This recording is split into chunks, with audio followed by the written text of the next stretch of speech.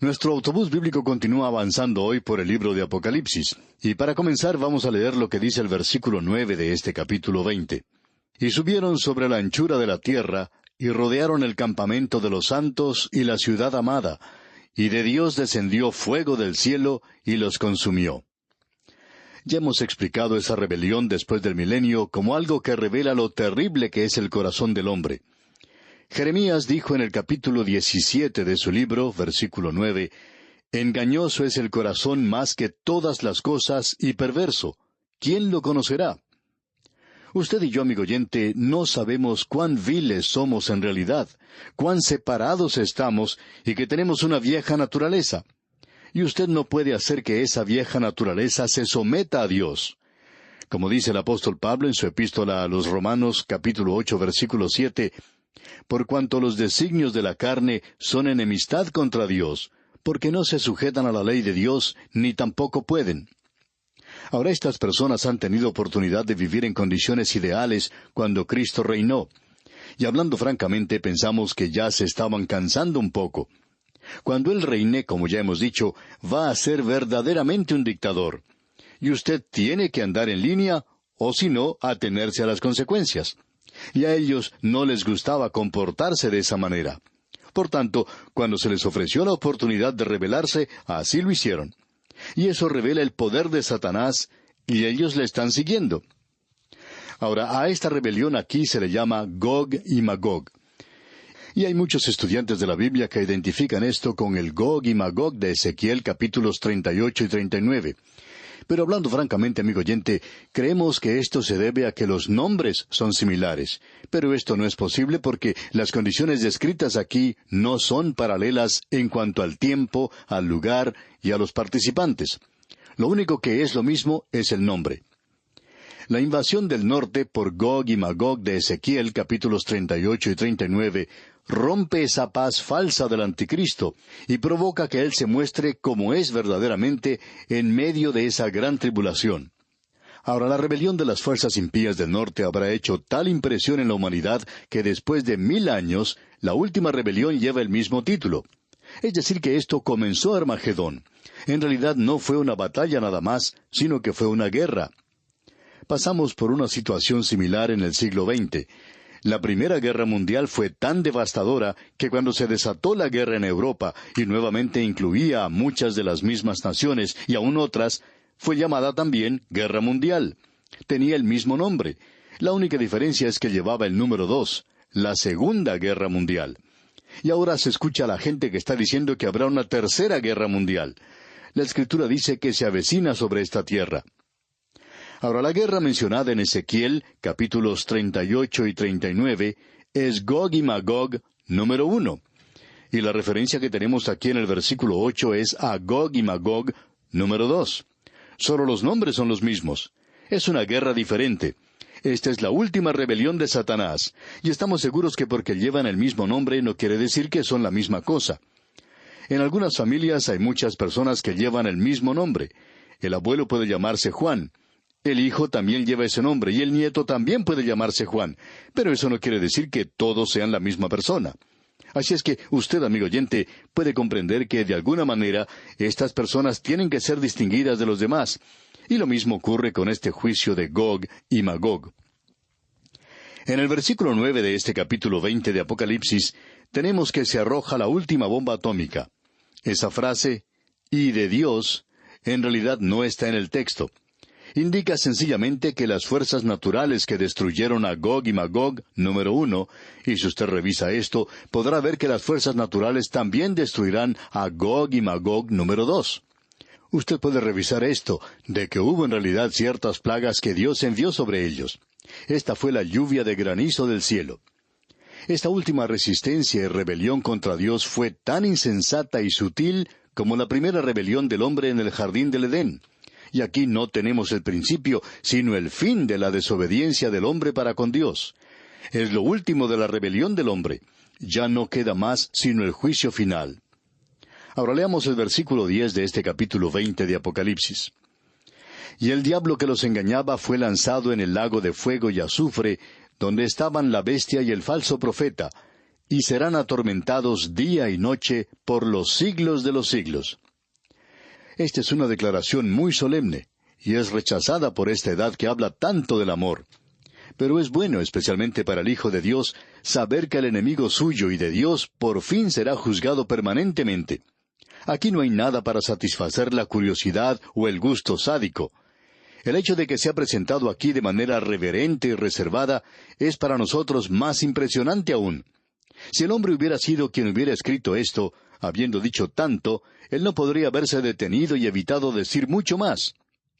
En el día de hoy tenemos esto que Sir Robert Anderson dice o llama declaraciones extrañas de los traficantes de profecía.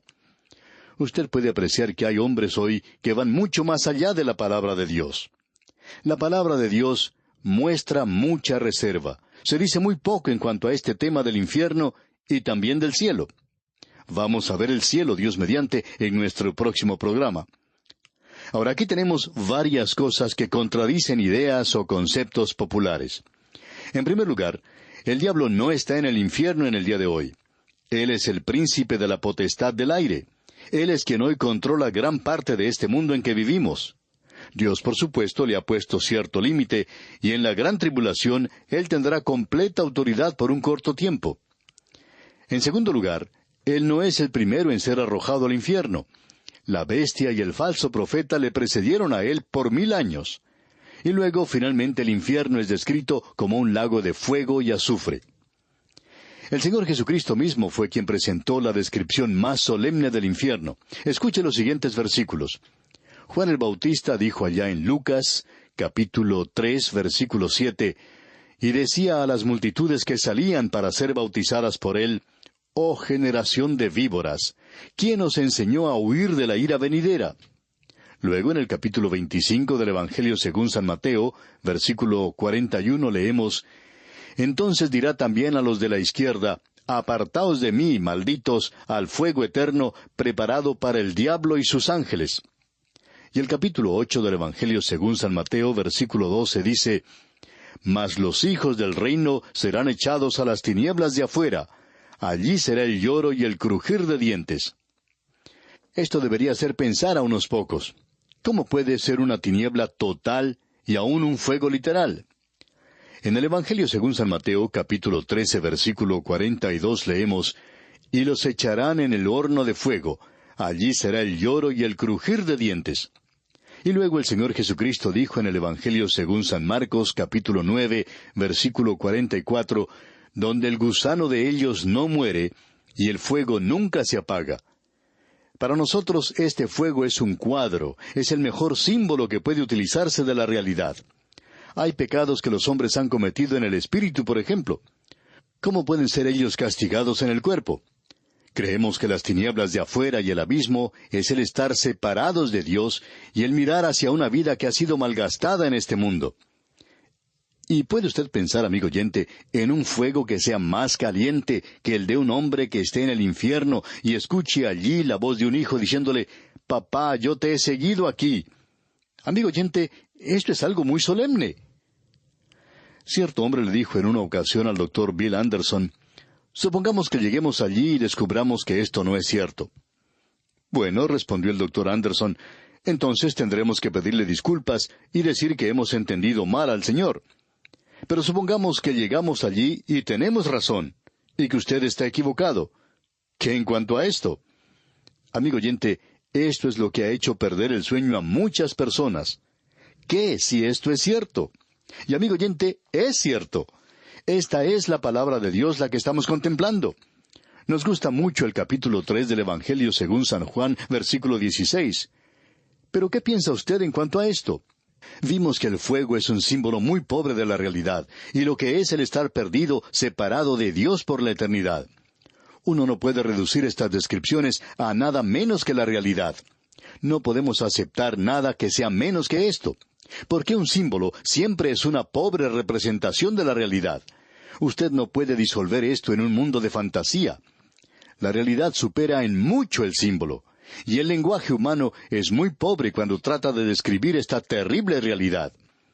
Este es un lugar y también es un estado.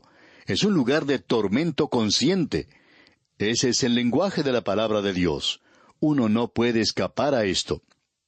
Ahora el versículo 11 de este capítulo 20 de Apocalipsis dice, «Y vi un gran trono blanco, y al que estaba sentado en él, de delante del cual huyeron la tierra y el cielo, y ningún lugar se encontró para ellos». Este es el gran trono blanco. Esto es lo que los hombres equivocadamente llaman el juicio general. Es sólo general en el sentido de que todos los perdidos de todas las edades van a ser resucitados para ser juzgados aquí. Todos los que han sido salvos han sido resucitados en la primera resurrección. Eso lo vemos claramente aquí. Aún los santos de la tribulación han sido parte de la primera resurrección. Esta es la segunda resurrección, y estos son resucitados aquí para juicio. Los perdidos son resucitados para recibir una evaluación justa, equitativa, de todas sus obras en relación a su salvación. En cierta ocasión, un pastor tuvo que visitar a un hombre en su lecho de muerte. El enfermo le dijo, «Predicador, usted no tiene necesidad de hablar conmigo en cuanto al futuro. Creo que Dios va a ser justo y me permitirá presentar mis obras». El pastor le contestó, «Usted tiene razón, usted es justo y recto, y le permitirá que presente sus obras. Eso es lo que Él dice que va a hacer. Pero también hay algo más. En ese juicio, nadie llega a ser salvo porque usted no puede ser salvo por sus obras. Cuando usted llega a la presencia de un Dios justo, entonces sus pequeñas obras son tan insignificantes que no llegarán a ser nada». A veces uno ve a un niño de 2 o 3 años juntando algunas flores para su abuelita. Cuando él se las lleva a ella, pueden ser un ramo de flores marchito que han perdido su hermosura. Sin embargo, la abuelita agradece mucho lo que trae el nieto. Y si uno observa una escena como esta, puede darse cuenta de lo solemne que es cuando muchas personas llegan a la presencia de Dios y llegan ante Cristo, ante ese Cristo que han rechazado, con ese pequeño ramillete de flores marchitas, y esperarán que Él reaccione como la abuelita y que le dé unas palmaditas en la cabeza y que le diga qué bonitos que son. Amigo oyente, esto es algo muy solemne y también es algo muy serio. Es necesario que usted tenga un Salvador para poder estar en su presencia. Usted necesita estar vestido con la justicia de Cristo. ¿No sabe usted que somos pecadores? Estamos perdidos. Nos encontramos en un mundo donde nos gusta compararnos a los demás. A usted le parece que el vecino de al lado es tan bueno, pero en realidad usted debiera saber cómo es. Fue Samuel Johanán quien dijo, «Cada hombre conoce aquello de sí mismo que no se atreve a contarle ni a su mejor amigo». Usted se conoce a sí mismo, ¿no es así, amigo oyente? Usted conoce cosas que ha tapado y ocultado, que no quisiera revelar por nada del mundo. Pues bien, amigo oyente, el Señor Jesucristo presentará esto abiertamente en ese punto cuando usted se le acerque a Él con su pequeño ramillete, y Él le va a decir unas cuantas cosas acerca de usted mismo. Usted necesita un Salvador hoy. Ahora notemos que aquí tenemos un gran trono blanco, y la santidad de este trono es revelada por la reacción del cielo y de la tierra hacia Él. Dice, «de delante del cual huyeron la tierra y el cielo». Se enrollaron como un pergamino. El que está sentado sobre el trono es el Señor Jesucristo. Ahora usted pregunta, ¿cómo es que sabemos esto? Porque el Padre a nadie juzga, sino que todo el juicio dio al Hijo. Porque como el Padre tiene vida en sí mismo, así también ha dado al Hijo el tener vida en sí mismo, y también le dio autoridad de hacer juicio, por cuanto es el Hijo del Hombre. No os maravilléis de esto, porque vendrá hora cuando todos los que están en los sepulcros oirán su voz, y los que hicieron lo bueno saldrán a resurrección de vida. Eso nos dice el capítulo 5 del Evangelio según San Juan. Ahora, ¿cuál es la obra de Dios? Creer en aquel a quien Él ha enviado. Estos son los que hicieron lo bueno. Ellos han aceptado a Cristo. Entonces, ellos saldrán a resurrección de vida. Esta es la primera resurrección. Ya hemos hablado en cuanto a esto. ¿Y los que hicieron lo malo, a qué clase de resurrección? Bueno, dice, a resurrección de condenación. Ese es el gran trono blanco. Y el versículo 12 de este capítulo 20 de Apocalipsis comienza diciendo, «Y vi a los muertos, grandes y pequeños, de pie ante Dios, y los libros fueron abiertos». Por cierto, amigo oyente, que uno va a tener un juicio justo. Y continuamos la lectura. Y los libros fueron abiertos, y otro libro fue abierto, el cual es el libro de la vida. Y fueron juzgados los muertos por las cosas que estaban escritas en los libros, según sus obras. Y el mar entregó los muertos que había en él, y la muerte y el Hades entregaron los muertos que había en ellos, y fueron juzgados cada uno según sus obras. Amigo oyente, su vida está en una cinta grabada, y Él tiene esa cinta. Y cuando Él la haga girar, usted va a poder escucharla, y no va a ser algo muy lindo de escuchar tampoco. ¿Está usted dispuesto a estar ante Dios y escuchar cuando Él haga sonar esa cinta de su vida? Pensamos también que Él va a tener una televisión para que usted pueda contemplar allí su vida. ¿Piensa usted que puede pasar esa prueba? No sé en cuanto a usted, amigo oyente, pero yo no la podría pasar. Y gracias a Dios por la gracia de Dios. Ese es el único camino. Juan dice aquí que los muertos estaban clasificados como grandes y pequeños. Ahora todos están perdidos. Evidentemente ninguno ha tenido su nombre escrito en el libro de la vida. Nunca han buscado a Dios para salvación. El Señor Jesucristo dijo que en su generación no queréis venir a mí para que tengáis vida. Estos no han ido a Él.